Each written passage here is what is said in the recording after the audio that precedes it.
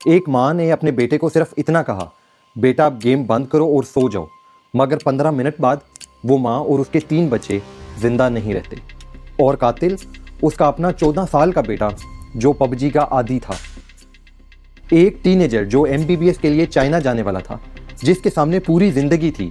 आखिर उसने क्या किया कि अदालत ने उसे 100 साल के लिए जेल भेज दिया? क्या सिर्फ एक पबजी जैसी गेम एक इंसान को कातिल बना सकती है? मैं हूं तैयब शबाब और इस चैनल पे आपको रियल क्राइम स्टोरीज मिलेंगी, सिर्फ सच, बिना किसी ड्रामा के। अगर आप भी सच सुनना चाहते हैं तो सब्सक्राइब जरूर करें। चलिए शुरू करते हैं। यह केस जनवरी 2022 में पंजाब के शहर लाहौर में पेश आया। इसके मुजरिम को सज़ा अब 2025 में दी गई। इस केस का फैसला आने में इतनी देर क्यों लगी? चलिए इस केस को शुरू से देखते हैं। वो 19 जनवरी की एक आम सुबह थी। लाहौर में रहने वाला एक लड़का ज़ुबैर जो किराए के मकान पर रहता था, वो मामूल की तरह उठा और पानी की मोटर चलाने के लिए अपने मालिक मकान नाहिद मुबारक का दरवाज़ा नॉक किया। लेकिन उस दिन कुछ अजीब हुआ। वो बेल देता रहा लेकिन किसी ने दरवाज़ा नहीं खोला। फिर चेक करने पर मालूम हुआ कि मेन गेट अनलॉक था। वो सीढ़ियाँ चढ़कर पहली मंजिल पर आ गया और देखा कि ऊपर के पोर्शन का दरवाज़ा भी खोला था, लेकिन अंदर अंधेरा था। ज़ुबैर को कुछ ठीक नहीं लगा तो वो अंदर जाने की बजाय बाहर भागा और एक दूसरे किराएदार खातून आसिया बीबी को बुला लाया। और जब ज़ुबैर और आसिया अंदर दाखिल हुए तो सामने मौजूद मंजर देखकर दोनों के होश उड़ गए। घर की मालिक नाहिद मुबारक के कमरे के दरवाजे के साथ ही उनके बड़े बेटे 20 साल के तैमूर की लाश पड़ी थी, जबकि बेड पर 45 साल की नाहिद मुबारक, उनकी 15 साल की बेटी महनूर और 10 साल की बेटी जन्नत भी खून में लथपथ पड़ी थी। चारों को सर और जिस्म के दीगर हिस्सों पर गोलियां मारकर कत्ल कर दिया गया था। ज़ुबैर और आसिया ने फौरन बाकी किराएदारों को जमा किया और पुलिस को कॉल कर दी। नाहिद मुबारक का एक और बेटा भी था, जैन अली, जो कहीं नजर नहीं आ रहा था। सबको उसकी फिक्र हो रही थी कि इतनी देर में मालूम हुआ कि वो ग्राउंड फ्लोर पर बने क्लिनिक में सो रहा था। उसे वहां से उठाकर सारी बात बताई गई तो वो बेहोश हो गया। डॉक्टर नाहिद मुबारक को तकरीबन सारा इलाका जानता था। वो एक लेडी हेल्थ वर्कर थी और जनरल हॉस्पिटल लाहौर में काम कर चुकी थी और अब इसी घर के एक पोर्शन में अपना प्राइवेट क्लिनिक भी चलाती थी। वो इस जगह पर पिछले 25 साल से रह रही थी और इस इलाके में तकरीबन हर घर से कोई ना कोई बच्चा उनके हाथों ही पैदा हुआ था। डॉक्टर नाहिद के मुतालिक पता चला कि वो अच्छी खातून थी। उनकी काफ़ी ज़्यादा प्रॉपर्टी थी जो रेंट पर दी हुई थी और उनको अच्छी खासी इनकम होती थी। उन्होंने कभी भी पैसों के लेन देन में किसी से बहस नहीं की, बल्कि हमेशा गरीबों का ख्याल रखती थी, खता के किराएदारों को भी कभी तंग नहीं किया। आपको मैं ये भी बताता चलूं कि डॉक्टर नाहिद की सबसे छोटी बेटी जन्नत फातिमा एडॉप्टेड थी। 7-8 साल पहले जन्नत उन्हीं के हॉस्पिटल में पैदा हुई और पैदाइश के बाद उसकी माँ इस बच्ची को नाहिद के मैटरनिटी होम में छोड़कर चली गई। डॉक्टर नाहिद ने इस बच्ची को गोद ले लिया और कभी भी जन्नत और सगे बच्चों में कोई फर्क नहीं किया। डॉक्टर नाहिद के अपने शौहर से अलहदगी हो चुकी थी और अलहदगी के बाद वो बच्चों के साथ इसी घर में रह रही थी। बाप ना होने के बावजूद वो बच्चों की अच्छी परवरिश कर रही थी। अब वापस अपने केस के बारे में बात करें तो पोस्टमार्टम के बाद पुलिस ने लाशें वरसा के हवाले कर दी थी और इस घर में जिंदा बच जाने वाले बेटे जैन अली के बिहाफ पर उन्होंने FIR दर्ज कर दी थी। पुलिस भी हैरान थी कि ऐसी खुदा तर्स औरत की किसी से क्या दुश्मनी थी कि उसके पूरे खानदान को ही ख़त्म कर दिया। जिस स्टोरी में कत्ल की ये वारदात हुई वो एक मल्टी स्टोरी कॉम्प्लेक्स था जिसमें 20 लोग किराए पर रहते थे। ये पूरी बिल्डिंग नाहिद मुबारक की मलकियत थी। पुलिस के सामने कई एंगल्स थे, शायद प्रॉपर्टी का कोई झगड़ा हो या किसी से ज़ाती दुश्मनी का मामला हो, और तीसरा और सबसे अहम एंगल था ऑनर किलिंग का, क्योंकि नाहिद के शौहर से अलहदगी हो चुकी थी और हो सकता था कि उनकी ज़िंदगी में कोई और मर्द आ चुका हो। लेकिन नाहिद मुबारक और उनके बच्चों का रिकॉर्ड बिल्कुल साफ निकला। फिर कातिल कौन था? पुलिस और फॉरेंसिक ने जितने भी एविडेंस इकट्ठे किए उनमें कातिल का बाहर से आना किसी भी सूरत साबित नहीं हो रहा था। ना दरवाजे पर फिंगरप्रिंट्स, ना जूतों के निशान, ना ही ज़बरदस्ती घर में घुसने के कोई आसार। खून के कुछ निशानात ऊपर वाले कमरे की तरफ जाते नजर आ रहे थे, मगर वहाँ भी ऐसा कुछ नहीं मिला जिससे कातिल की पहचान होती। फिर सबसे बढ़कर जैन का मशकूक रवैया था। वो कभी अपने ख़ानदान के लोगों से माफ़ी मांगता तो कभी अपने बयान बदलता था।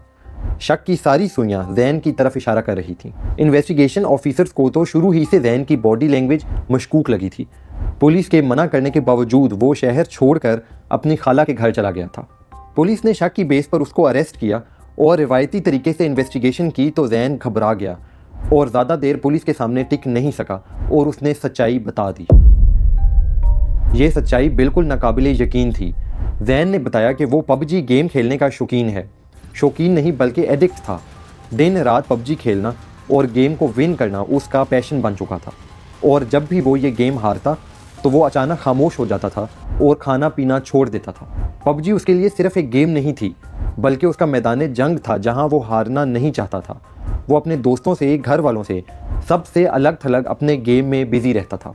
उसकी वालिदा नाहीद उसको बार बार रोकती थी ताकि वो अपनी स्टडीज़ पर फोकस करे, मगर जैन के दिमाग पर तो पबजी गेम ने कब्जा कर लिया था। 10 जनवरी को भी वो पबजी खेल रहा था। उसका रूम अंदर से लॉक था और वो पूरा दिन गेम खेलता रहा।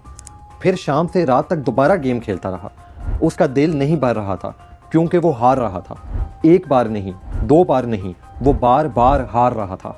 रात के 2 बजे भी वो गेम खेल रहा था जब उसकी माँ डॉक्टर नाहीद ने उसको डांटा और उसे सो जाने को कहा। इसके बाद वो खुद अपने रूम में जाकर सो गई। लेकिन दूसरी तरफ जैन के दिमाग में कुछ और ही चल रहा था। गेम में बार बार हारने की वजह से जैन पहले ही शदीद गुस्से में था और माँ की डांट से वो बिल्कुल ही आउट ऑफ कंट्रोल हो गया। डॉक्टर नाहीद के पास एक लाइसेंस पिस्टल थी। वो सीधा अलमारी के पास गया, पिस्टल निकाली और एक एक करके अपनी माँ, भाई और 2 बहनों को कत्ल कर दिया जब वो सो रहे थे। पोस्टमार्टम और फॉरेंसिक रिपोर्ट्स इतनी दर्दनाक हैं कि वीडियो में बताना भी अनकंफर्टेबल है। उसने पहले अपनी माँ को गोली मारकर हलाक कर दिया और फिर अपनी 2 बहनों पर गोली चला दी। शोर सुनकर जब जैन का बड़ा भाई कमरे में दाखिल हुआ तो जैन ने उस पर भी गोली चला दी, जिससे वो सब मौके पर हलाक हो गए। इसके बाद जैन बाहर गया, पिस्टल को करीबी कचरे के ढेर में फेंक दिया और अपनी माँ के क्लिनिक में जाकर आराम से सो गया। एक हैरानकुन बात यह है कि उस रात किसी ने ना चिल्लाने की आवाज़ सुनी और ना गोली चलने की आवाज़। क्यों? वो जानता था कि पिस्टल के फायर की आवाज़ तेज़ होगी, मोहल्ले में कोई सुन सकता है। उसने एक स्पेशल टेक्निक यूज़ की आवाज़ कम करने के लिए।